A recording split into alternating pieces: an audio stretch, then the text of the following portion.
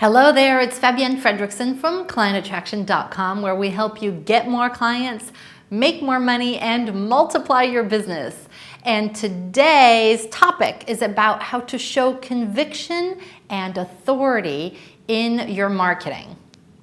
Did you know that there's actually a way of being that literally makes or breaks your ability to attract clients in large numbers? It's how you be, right? And many self-employed people don't use this, and because of it, they're literally letting prospective clients slip through their fingers day in and day out. Even if they've done a lot of marketing and they're networking, and even if they have a lot of prospects. And to avoid letting prospects slip through your fingers, you need to have serious conviction about what you offer. If you don't have conviction, then there's no certainty on your end, and the prospect is simply not going to be certain either that working with you is the answer to their problems, because people will just want to be reassured that you're the solution.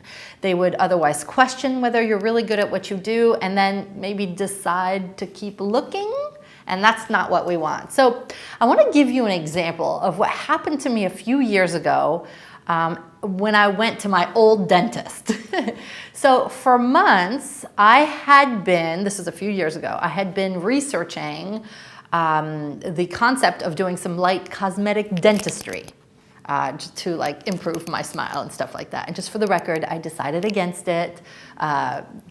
I don't think I need it. I don't think I want it. But during one routine dental checkup, and I'm doing the cleaning, I asked my dentist, and let's just call him Dr. Smith, if he performed cosmetic dentistry.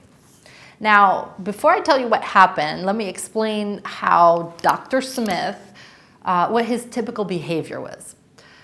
He was naturally very outgoing, very charming, and he did good work, as far as I can tell from the routine cleanings.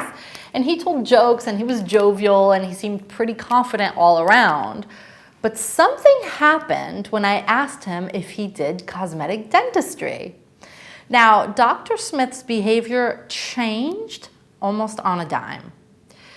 When I asked him, he looked away. He mumbled something under his breath about being in business for 20 years, and of course he did cosmetic dentistry, and that he did it well. And then that was it. He didn't offer anything. He didn't say anything else. And the strange thing was that his words were no longer enthusiastic and confident.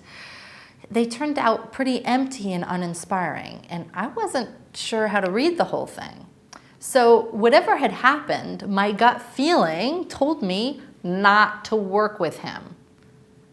Right then and there, in just one sentence, he lost possibly thousands of dollars worth of potential business. Now, I knew by the way he spoke that if I was ever to truly consider doing this, I wasn't going to be using my own dentist for this.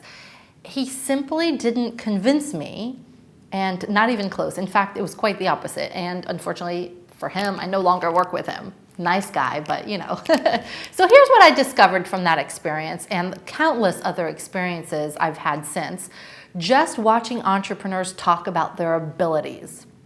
You see, prospects want to work with someone who is certain about his or her abilities, right? Prospects want to work with and learn from an authority on a subject. They are looking for someone confident about the results they offer. And we're not talking, arrogant or cocky, but just somebody confident. And prospects are silently begging to be led. Right? I know that that's what I want. If I'm going to invest, I want to know that that person feels confident about the fact that they can give me the results. So from this moment forward, I want you to know that you cannot afford to be wishy-washy about what you offer. You have got to have total conviction about what you do. Not only that, but you've got to express that conviction in a way that makes the prospect feel confident about your abilities, right? You see, your job is not to sell, right? Your job is to be so quietly self-assured that you convince prospects to get out of their own way so that they can work with you. They stop questioning, right? And the way you do that is by building trust, showing authority on your topic and expressing your capability about the results that they'll get with you, right? It's all in your way of being. Now, I just have to give you a caveat. This does not mean that you become like overzealous, overbearing, or overconfident, because that's just a ridiculous turnoff for most people, and honestly, it would send them running into the other direction. But just be yourself, but speak with conviction and certainty. Like, if you work with me, we'll get you those results. Now, one more thing, all right? I would recommend that you ever tell a prospect that you can do something that you can't actually do just so you can close the sale. I know there are a lot of sales gurus out there who will tell you like, yes them, and then figure it out later, but I don't agree. I think it's completely out of integrity, and I think we're talking about authentic selling and client attraction here. It's better to gently turn away a prospect and move to the next one if you don't feel like you can help them. So the idea, though, is to be yourself, to be a leader, and to start speaking with conviction from this moment forward.